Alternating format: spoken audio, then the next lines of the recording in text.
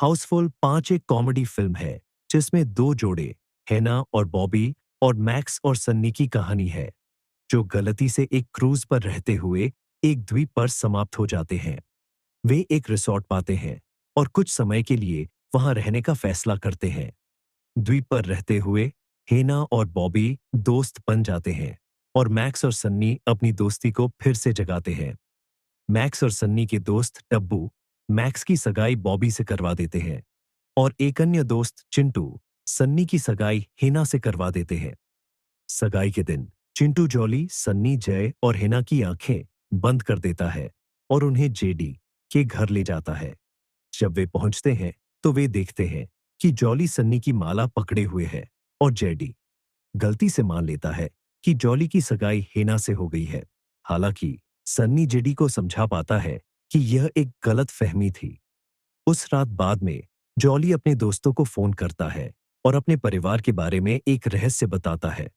वह उन्हें बताता है कि उसका असली नाम ज्वाला है और उसका पिता जग्गा दादू था।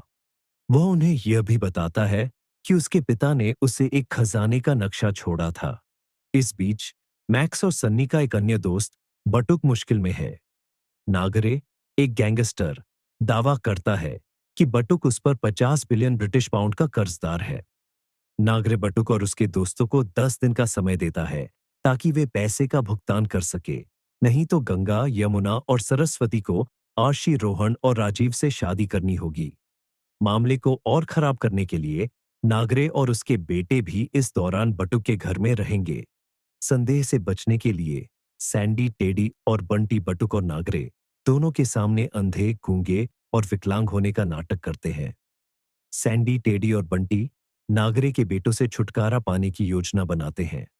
वे आर्शी, रोहन और राजीव को सेंट पैट्रिक डे की पार्टी में नशे में धुत कर देते हैं।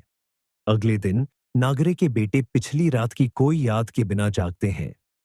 अंत में बटुक और उसके दोस्त नागरे का भुगतान करने में सक्षम होते हैं और गंगा, यमुना और सरस्वती को आर्शी, रोहन और राजीव से शादी करने से बचा लेते हैं।